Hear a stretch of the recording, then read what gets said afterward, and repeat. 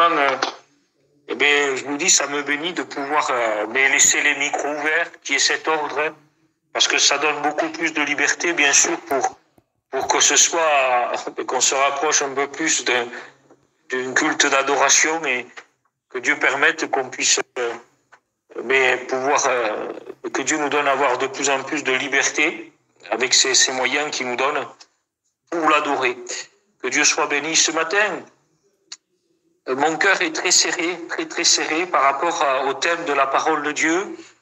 C'est vraiment dans un état de faiblesse, si vous voulez, que je vais annoncer cette parole-là, parce que je suis tellement concerné dans la nécessité.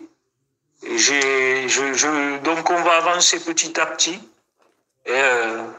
Voilà, confiez-vous en Dieu, parce que je suis un peu, je vous dis, déstabilisé, un peu désorienté par cette parole qui m'est venue simplement par une question qui s'est posée à moi, frères et sœurs, et donc on va avancer avec Dieu, et j'essayerai avec mes mots, dans mes limites, mais que le Saint-Esprit ce matin, excusez-moi, que le Saint-Esprit puisse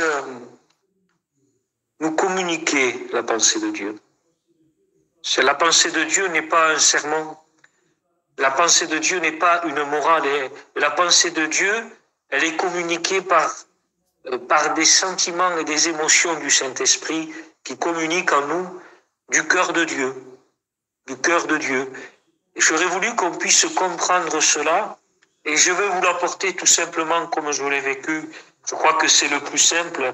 Et voilà comment ça m'a été transmis. Pour que nous comprenions ce matin, on est tous ensemble. Je suis comme vous, je vois les événements extérieurs dans le monde ou dans l'Église, mais pour moi, les circonstances ne sont pas le centre. Le centre, c'est que nous sommes éprouvés. Le centre n'était pas le désert, le centre n'était pas le manque de nourriture ou d'eau pour le peuple d'Israël.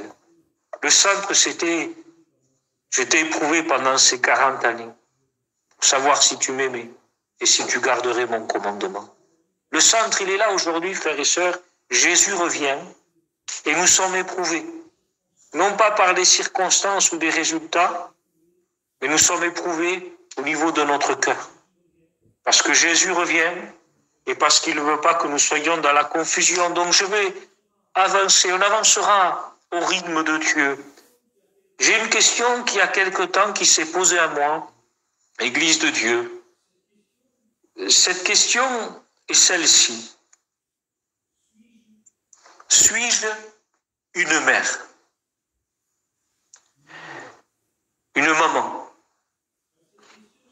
Quand cette question s'est posée à mon esprit, dans la formation que Dieu nous donne en tant que pasteur, que prédicateur, que ministère, il me semblait que le Seigneur attirait mon attention. Donc, j'ai écouté, je faisais silence, j'écoutais en disant, Seigneur, si cette question vient de toi, si tu veux que je parle de cela, tu vas continuer à travailler mon cœur, à me donner des textes, et puis j'ai prêté attention à Dieu, parce que ça se répétait beaucoup en moi. Suis-je une mère? Suis-je une maman? Maintenant, dans le sens qu'il était question de maman, de mère, je dis, Seigneur, est-ce que tu veux que je fasse un culte, dans un culte, adressé au peuple de Dieu, exprès pour les sœurs? Je me disais, pourquoi le Seigneur voudrait que je parle que pour les sœurs, dans un culte adressé au peuple de Dieu? Mais alors je disais, Seigneur, j'attends de toi des textes. Mais ce qui se passait, alors que les textes commençaient à venir, nous allons en partager ce matin, je me rendais compte que j'étais concerné, mais de plus en plus. Alors je vous avoue que quand la direction allait vers les sœurs, je me disais, je vais pouvoir, je le prêcherai. Mais quand les textes me venaient et que la lumière de ces textes éclairait mon cœur et que je disais, mais Seigneur, il est question de mère, il est question de maman, mais pourquoi je me sens si concerné? Même pourquoi, c'est beaucoup dire. Je le sais pourquoi. Je le sais pourquoi, parce que je vis au milieu de mes frères et sœurs, je vis dans l'Église. Et cela depuis plus de 20 ans maintenant. Et parce que j'ai reçu l'Évangile comme vous, d'une certaine façon, et de la façon que j'ai reçue. Voilà, et si vous préférez le fait que la lumière de ces textes éclairait beaucoup mon cœur, eh bien sûr, j'ai une pression qui a commencé à se faire, parce que, pour ma part, bien sûr, il y avait un décalage entre la mesure de la parole et ce que je vis. Alors, je voudrais déjà vous dire, frères et sœurs, que si Dieu parle, c'est parce qu'il a la mesure d'accomplir cette œuvre en nous. Il a la mesure de nous façonner à la mesure de sa parole.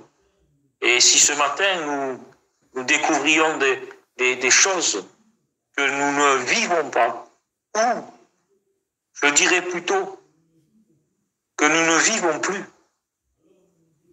alors ne nous décourageons pas, parce que si Dieu parle, c'est parce qu'il a l'intention de bénir. Donc, par quel texte commencer ce matin? Je lirai sûrement ce texte que vous connaissez tous, que vous avez déjà entendu. Maintenant, il faut que je le retrouve, sinon je vous le dirai un peu de mémoire. Alors je regarde, parce que bien sûr je ne l'ai pas là, mais écoutez bien. Écoutez la parole de Dieu. Bon, je vous le dirai comme ça. Il est dit dans la parole de Dieu, Jérusalem, Jérusalem, toi qui tues les prophètes que je t'ai envoyés, combien de fois ai-je voulu te rassembler, comme la poule rassemble sous ses ailes ses poussins. Je vous l'ai dit de texte, donc il peut y avoir des mots qui diffèrent, mais vous connaissez ce texte. J'ai commencé à me poser des questions en disant tout simplement, pourquoi, Seigneur, la poule rassemble sous ses ailes ses poussins? Donc, je vous lis ce texte. On va lire des textes, mais vous comprenez que ce que je suis en train de parler ce matin, c'est pour votre vie, c'est une méditation afin de vivre. C'est une méditation afin de... Mais je pense, je crois que le cœur de Dieu soit touché. Il a beaucoup été cité, je vous cite ce psaume 91. Celui qui habite sous l'abri du Très-Haut repose à l'ombre du Tout-Puissant. Je dis à l'Éternel, mon refuge et ma forteresse, mon Dieu en qui je me confie, car c'est lui qui te délivre du filet de l'azuleur, de la peste et de ses ravages. Écoutez bien. Il te couvrira de ses plumes, tu te réfugieras sous ses ailes. Il te couvrira de ses plumes, tu te couvriras sous ses ailes. Je voudrais qu'on comprenne la pensée le plus simplement possible. Vous comprenez que quand le Seigneur dit et prend l'exemple de la poule qui prend ses poussins sous ses ailes, c'est pour les protéger. C'est pour les mettre à l'abri. C'est pour qu'ils se reposent à l'ombre de ses ailes. Et là, il y a un caractère qui est donné. Et on va lire les textes. Ce matin, j'ai un texte qui m'est venu. Parmi vous, je vous le lirai dans Luc 11. Parce que la question c'est, suis-je une mère? C'est-à-dire, est-ce que j'ai le caractère de la maman à moi? Je ne crois pas que ce soit écrit, frères et sœurs, mais je l'ai entendu peut-être de la bouche d'un prédicateur où il disait que Dieu est un père avec le cœur d'une mère. Écoutez bien ce texte-là. Quel père parmi vous, si son fils lui demande du pain, lui donnera une pierre? Ou s'il lui demande du poisson, lui donnera-t-il un serpent au lieu du poisson? Ou s'il lui demande un œuf, lui donnera-t-il un scorpion?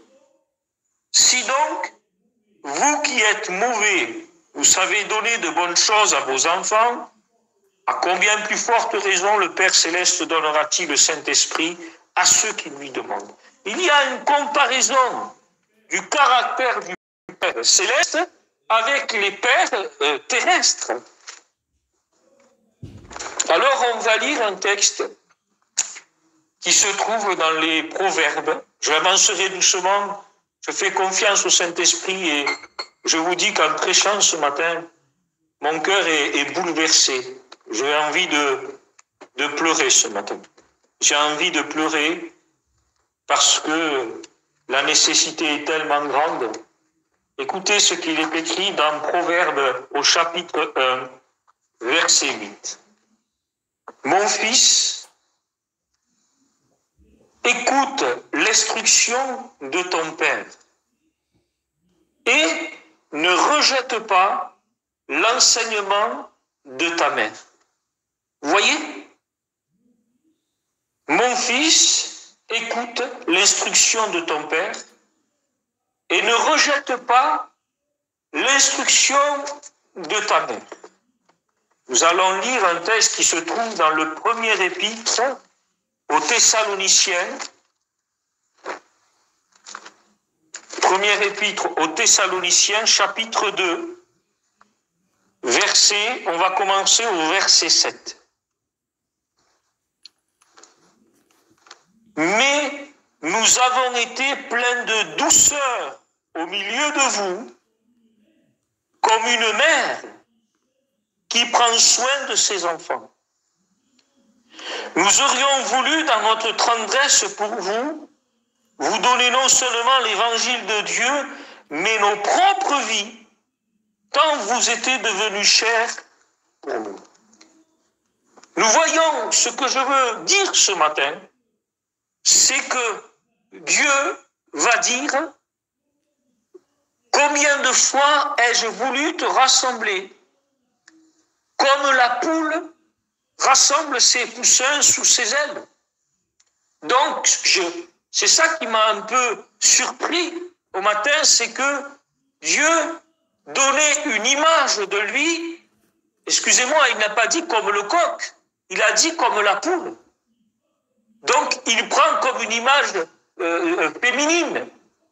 L'apôtre Paul va dire ainsi, premier épître des Thessaloniciens, chapitre 2, verset 7, il dit « Mais nous avons été pleins de douceur au milieu de vous, comme une mère prend soin de ses enfants. » Donc, il décrit leur conduite au milieu des chrétiens comme la conduite d'une mère. Et si nous lisons, je continue le texte pour que on voit aussi le vue générale. Il dit, vous vous rappelez, frères, notre travail et notre peine, nuit et jour à l'œuvre, pour n'être à charge à aucun de vous. Nous vous avons prêché l'évangile de Dieu. Il dit, vous êtes témoins, et Dieu aussi, que nous nous sommes comportés d'une manière digne, juste, irréprochable envers vous qui croyez. Et il dit, vous savez aussi que nous avons été pour chacun de vous ce qu'un père est pour ses enfants. Au verset 7 du chapitre 2 du premier épître des Thessaloniciens, Paul dit, nous avons été au milieu de vous comme une mère. Et au verset 11, vous savez aussi que nous avons été pour chacun de vous ce qu'un père est comme ses enfants. Dans le proverbe, il va dire, écoute mon fils, l'instruction du père, et ne rejette pas l'instruction de la mère. Paul dit, nous avons été pleins de tendresse au milieu de vous, comme une mère prend soin de ses enfants. Je reviendrai sur ce texte. Et nous avons été pour vous ce qu'un père est pour ses enfants. Nous devons, en tant qu'enfants de Dieu, avoir l'attitude d'un père, mais aussi d'une mère. Pourquoi? Parce que, et c'est ce que Dieu va dire, quand il va dire, qui de vous, si son fils lui demande du pain, lui donnera une pierre? Et là, c'est ça que je veux parler ce matin. Qu'est-ce que nous donnons à nos enfants, mais pas seulement dans nos foyers, on peut le prendre dans le contexte, on va dire, terrestre, mais aussi dans le contexte spirituel, et c'est surtout la direction ce matin. Écoutez ce texte, parce que des fois, au chapitre 1 des Cantiques, verset 7, elle va dire, révèle-toi, et dit, révèle-moi, toi que mon cœur aime, où tu fais paître tes troupeaux, où tu le fais reposer à midi. Il dit, car pourquoi serais-je comme une égarée près des troupeaux de tes compagnons? Et il lui répondit, si tu ne le sais pas, ô la plus belle des femmes, sors sur les traces du menu bétail et fais paître tes chevreaux près de la demeure des bergers. Elle dit qu'elle a une demande. Elle s'adresse au bien-aimé en disant, où tu fais paître ton troupeau, je ne veux pas être comme une égarée, où tu le fais nourrir, où tu le reposes, Seigneur mon Dieu. Elle va poser cette question. Et lui, il va dire, si tu ne le sais pas, la plus belle des femmes, il dit, sors sur les traces du menu bétail. Et il dit comme cela, et fais paître tes chevreaux. Il dit à la Sulamite, fais paître tes chevreaux. C'est-à-dire qu'elle veut se nourrir, mais il lui rappelle, fais paître tes chevreaux près de la demeure des bergers. En disant, tu es une brebis, tu as besoin d'être nourri, mais n'oublie pas que je t'ai confié des chevreaux aussi. Et amène-les eux aussi vers la demeure des bergers. Je vais lire des textes maintenant, écoutez bien.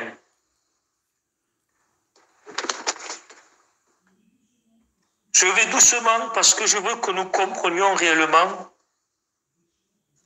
des choses. Et je vais lire un texte un peu particulier, je sais, mais vous savez que c'est dans le respect et la pureté de la parole de Dieu qu'on le prêche. Je veux éveiller en nous aussi des souvenirs, parce que comme je vous ai dit, c'est des choses peut-être des fois qu'on ne vit plus. Jean 16, verset 21, écoutez bien. La femme, lorsqu'elle enfante, a de la tristesse, parce que son heure est venue. Quand elle a donné le jour à l'enfant, elle ne se souvient plus de sa douleur à cause de la joie de ce qu'un homme soit venu au monde. Qu'en est-il aujourd'hui de la joie de ce que des âmes se sauvent? Qu'en est-il aujourd'hui de ce que le Seigneur nous a confié des âmes que nous avons suivies? Et je pourrais presque dire ce matin que nous avons couvé. Et nous allons voir ce matin quelle est l'œuvre, quelle est l'énergie qu'il faut dépenser pour couver des œufs. Nous avons couvé des âmes, des foyers que Dieu nous a confiés. Ils n'étaient pas éclos. Ça nous a causé des douleurs, ça nous a causé des souffrances, même peut-être des larmes.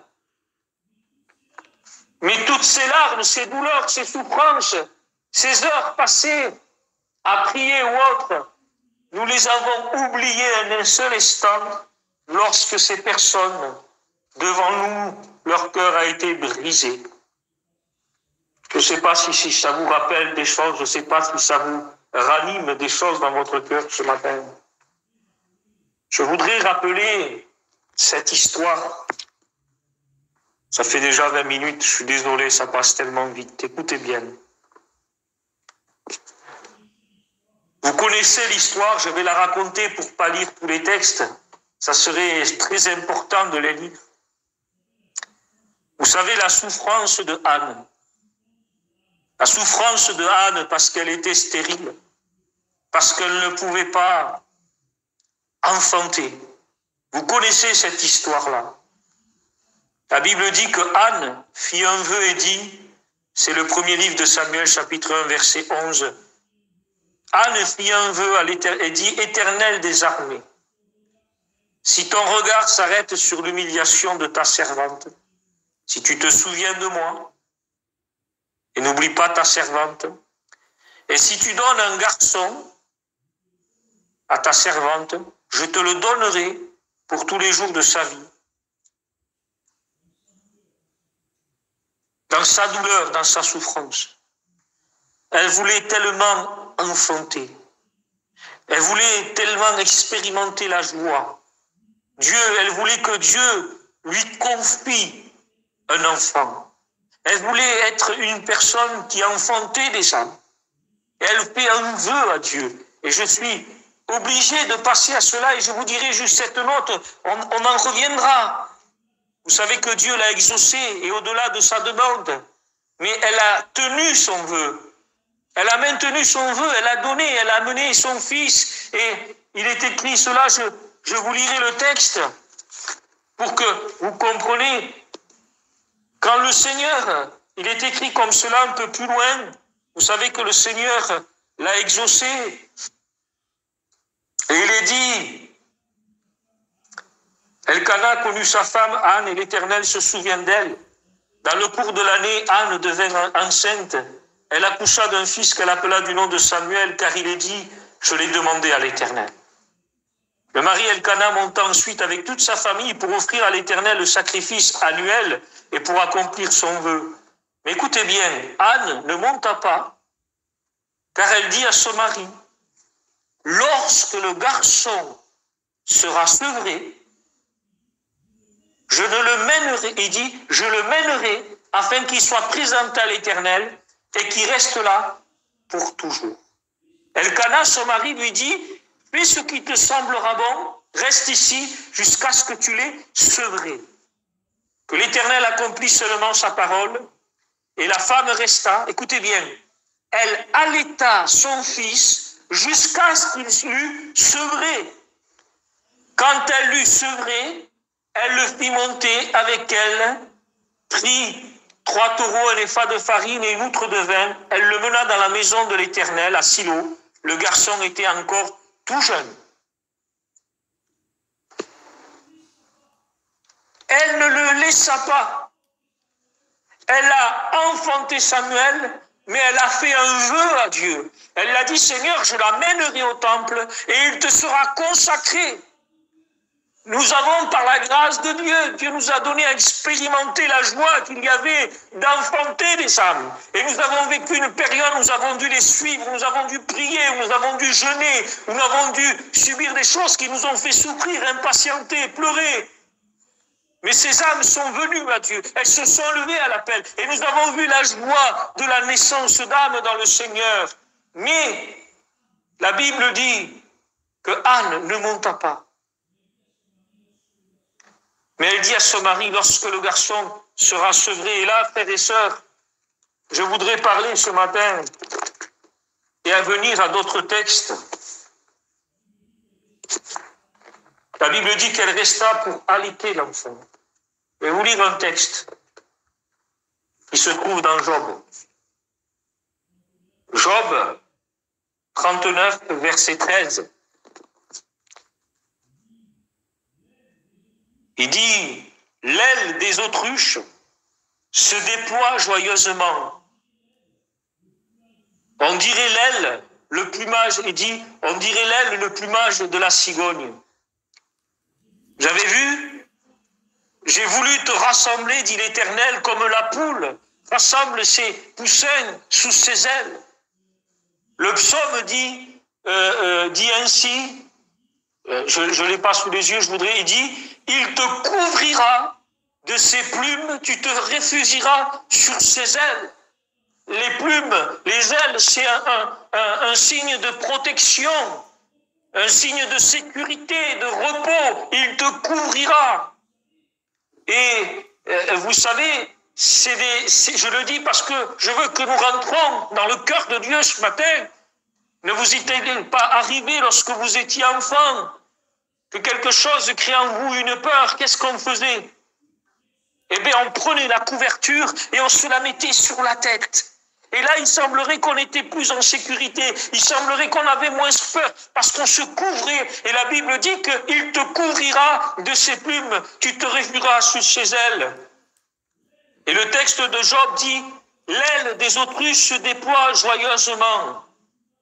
On dirait l'aile, le plumage de la cigogne. Il dit, mais quand l'autruche abandonne ses œufs à la terre et les laisse souffler dans la poussière, il dit, elle oublie qu'un pied peut les écraser, qu'un animal de la campagne peut les fouler.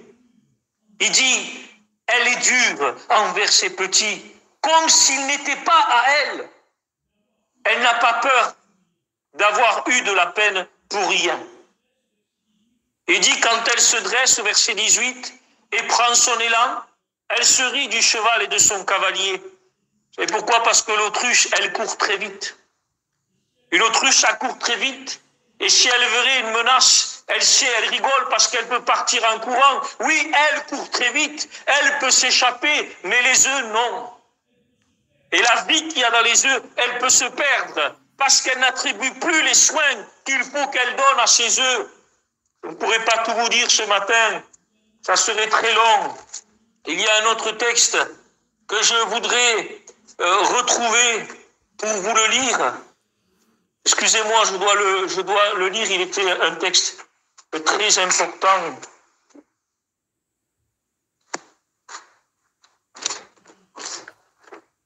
Écoutez bien cela. Ça se trouve c'est le chapitre 4 des Lamentations, après Jérémie. Écoutez bien, c'est très important. C'est Dieu qui parle. Frères et sœurs, est-ce que Dieu parlerait qu'à ma vie ce matin? Je suis peut-être sûrement le plus concerné. Est-ce que Dieu parlerait dans ma vie? Écoutez bien cela. C'est Dieu qui parle. Quoi donc? L'or est terni, l'or pur et altéré, les pierres saintes sont éparpillées au coin de toutes les rues. Et je voudrais vous dire que ces pierres saintes, ce sont les pierres qui constituent le temple du Saint-Esprit. C'est nous, frères et sœurs. Et la Bible dit, les pierres saintes sont éparpillées au coin de toutes les rues. Il dit, les fils de Sion, si précieux, qui valaient leur pesant d'or, quoi donc? Ils sont considérés comme des pots de terre ouvrage des mains du potier. Écoutez bien ce qu'il est dit là. Même les chacals sont considérés comme des animaux impurs. C'est des chiens sauvages. Même les chacals présentent la mamelle et allaitent leurs petits. Mais la fille de mon peuple est devenue cruelle comme les autruches du désert. Et le texte que je vous disais de Job dit, l'aile des autruches se déploie joyeusement, mais il semblerait que ce n'est pas pour mettre en sécurité les œufs, ce n'est pas pour mettre en sécurité, pour être un refuge. Parce qu'elle dit, mais quand l'autruche abandonne ses œufs à la terre et les laisse souffler dans la poussière, elle oublie qu'un pied peut les écraser, qu'un animal de la campagne peut les fouler. Et dit, elle est dure envers ses petits, comme s'ils n'étaient pas à elle. Comme s'ils n'étaient pas à elle. Frères et sœurs, les âmes que Dieu amène à l'Église, il nous les confie. Nous en avons la responsabilité des âmes. Nous avons la responsabilité de nos frères et sœurs. Il dit même les chacals présentent la mamelle et allaitent leurs petits. Mais la fille de mon peuple est devenue cruelle comme les autruches du désert. Écoutez bien, de soi, la langue du nourrisson s'attache à son palais. Les enfants demandent du pain et personne ne leur en coupe. Ceux qui se nourrissaient de mets délicats expirent dans les rues. Ceux qui étaient élevés dans le pourpre embrassent le fumier. Et il dit ainsi le Seigneur, la faute de la fille de mon peuple est plus grande que le péché de Sodome. Frères et sœurs, je ne peux pas vous expliquer pourquoi il y a une note toujours de féminité, il y a toujours question de mère, de maman qui est relevée. Je ne dis pas que ça ne me concerne pas, au contraire. Mais ce que je dis, c'est qu'il ne dit pas les garçons, le garçon de mon peuple, il dit la fille de mon peuple. Parce que je crois qu'il y a une note importante que Dieu dit que nous devons être des mères. L'apôtre Paul va dire, nous étions au milieu de vous comme une mère avec ses enfants. Comment nous trouvons-nous aujourd'hui au sein de l'Église, dans notre relation avec les agneaux? Est-ce que nous allaitons les agneaux? Est-ce que nous nourrissons les agneaux? Excusez-moi, ce n'est pas le berger qui allaite. Ce sont les brebis qui allaitent les agneaux. Ce n'est pas les bergers qui enfantent un agneau. Ce sont les brebis qui enfantent les agneaux. Le berger est là pour aider, mais jamais il n'enfantera, parce que c'est un berger. Ça sera toujours la brebis qui enfantera. Et ce matin, dans ce que Dieu m'a donné à vivre depuis que je me suis converti, je me sens plus comme une brebis que comme un berger. Écoutez bien, la faute de ma fille, la faute de la fille de mon peuple est plus grande que le péché de Sodome, qui fut renversé en un instant, sans que personne ait porté la main sur elle. Je continuerai, écoutez-moi, je le lis, c'est écrit au verset 10 de ce chapitre. Ces femmes, si compatissantes de leurs mains, ont fait cuire leur enfant. Il leur servit d'aliment dans le désastre de la fille de mon peuple. Nous allons prendre ensemble Ésaïe 49. Vous connaissez ce texte-là. Écoutez bien. Nous sommes en train de parler de l'attitude de la maman envers ses enfants. Mais là, la Bible dit, si on disait, donc là, c'est les enfants qui parlent. Si on disait, l'Éternel m'a abandonné, le Seigneur m'a oublié. C'est-à-dire quand les enfants, leur langue s'attache au palais, faute qu'on ne les allaite pas, qu'on ne leur coupe pas un morceau de pain, alors qu'est-ce qu'ils disent? C'est Dieu qui m'a abandonné. Si on disait, l'Éternel m'a abandonné, le Seigneur m'a oublié. Écoutez la réponse de Dieu. Une femme oublie-t-elle son nourrisson? N'a-t-elle pas compassion du fils de ses entrailles?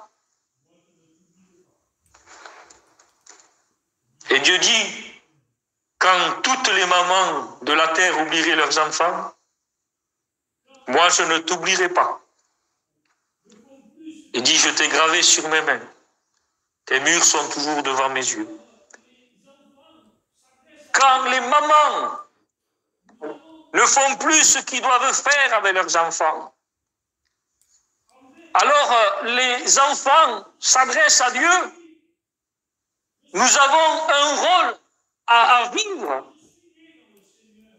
Envers les enfants, nous avons une responsabilité aujourd'hui. Je sais de quoi je parle. Parce que quand je suis né dans le Seigneur, tout autour de moi, il y avait des regards de mère qui étaient sur ma vie. J'étais entouré de pères et de mères toute ma vie. Et j'ai vécu dès mon jeune âge avec mes frères et sœurs, avec les jeunes qui étaient là. J'ai vécu comme un père, j'ai vécu comme une mère. Mais aujourd'hui, qu'est-ce qu'il en est? Dieu parle ce matin, frères et sœurs. Dieu parle et je voudrais, pour terminer, c'est pas terminé, j'avais tellement de choses à dire. Pourquoi le Seigneur parle comme une poule? Je vais vous faire sourire ce matin. Quand j'ai posé la question à Dieu, pourquoi? J'ai commencé à rechercher des choses. Et vous savez ce qui m'est sorti dans ma recherche? Vous savez, je recherche premièrement dans les dictionnaires. Et dans ma recherche, il m'est sorti la mère poule. Et je disais, c'est quoi une mère poule? Et dans le dictionnaire, il dit qu'une mère poule, c'est une expression, bien sûr, mais que ça signifie une mère protectrice. C'est une mère protectrice, très attentionnée. La mère poule, c'est une image, il dit, que de la poule qui veille jalousement sur ses petits et n'hésite pas à attaquer si on les approche. Elle est vigilante, elle veille constamment, elle est inquiète à l'égard de ses enfants. Je vous lis ce que j'ai écrit parce que je ne peux pas tout vous dire. Les poules passent leur vie à pondre, à couver et à éduquer. En quoi consiste couver? Écoutez bien. La poule fait volontairement de la fièvre et fait monter la température de 2 à 3 degrés pour chauffer les œufs et les maintenir constamment à 38 degrés. La poule ne se lève du nid que lorsqu'elle doit se nourrir, mais ultra rapidement. Elle veille, écoutez bien, à ce que l'embryon ne se colle pas à la paroi intérieure de la coquille en le faisant rouler sous elle. Une opération à multiplier par le nombre d'œufs, c'est-à-dire pratiquement 8. Et ça, pendant 3 semaines, elle fait ça. Mais après, il dit, une fois que le poussin est né, écoutez bien, elle doit le protéger du froid. C'est-à-dire, elle doit continuer à les chauffer. Vous savez comment elle fait? Elle s'arrache volontairement du duvet pour confectionner un nid douillet. Elle doit le protéger des prédateurs. Il dit, mais la poule, elle n'empêche pas ses poussins de devenir autonomes. Au contraire, c'est elle qui leur apprend ce qu'ils peuvent manger et comment s'abreuver pendant les 2 mois nécessaires pour que les poussins soient en plume, c'est-à-dire qu'ils deviennent des coqs. Je suis tellement désolé ce matin de ne pouvoir développer comme il se doit ces passages-là, mais je voudrais terminer en vous racontant cette histoire. Je vous assure que mon cœur est vraiment bouleversé. J'ai honte devant Dieu ce matin. J'ai honte devant le peuple ce matin de ce que je n'ai plus manifesté. Ce caractère de père, ce caractère de mère. Des fois, on manifeste le caractère de père, mais pas assez celui de mère. Et je voudrais vous dire ce matin, nous posons des questions qui ne le fait pas à nos enfants. Qui tu aimes le plus, ton père ou ta mère? Et vous savez, il y a des situations où un enfant a besoin du conseil de son père. Et il y a des situations où un enfant un jour a besoin du conseil de sa mère. Il y a des choses que jamais il ne dira à son père, il ne dira qu'à sa mère. Et il y a des choses qu'il ne dira jamais à sa mère et il lui dira, nous devons, comme Dieu, être des pères avec des cœurs de mère. Je voudrais vous raconter cette histoire et je termine avec ça. Je suis vraiment désolé, c'est devant Dieu et je fais confiance au Saint-Esprit ce matin pour que il nous puisse nous convaincre de cette nécessité.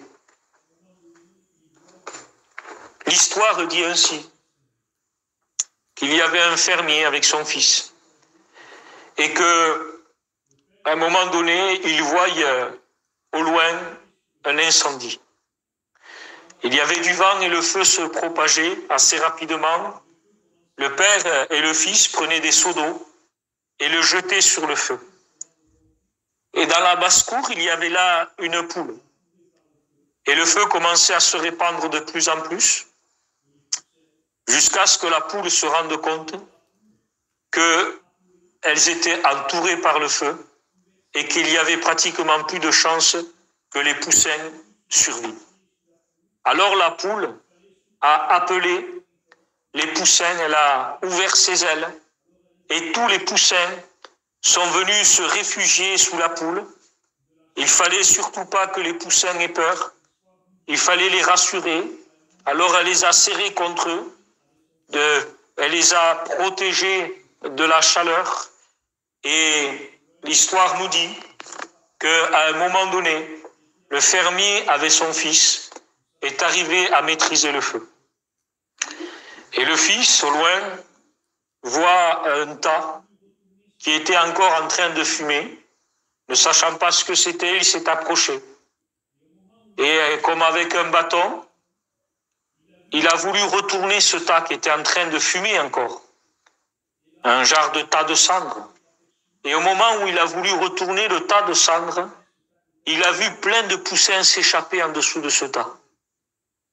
Et là, l'enfant s'est aperçu que ce qui était en train de fumer, ce tas qui était en train de fumer, c'était cette poule. Cette poule qui avait voulu protéger ses enfants. Et je conclus ce matin avec ce texte. Je laisserai la place aux frères pour terminer le culte.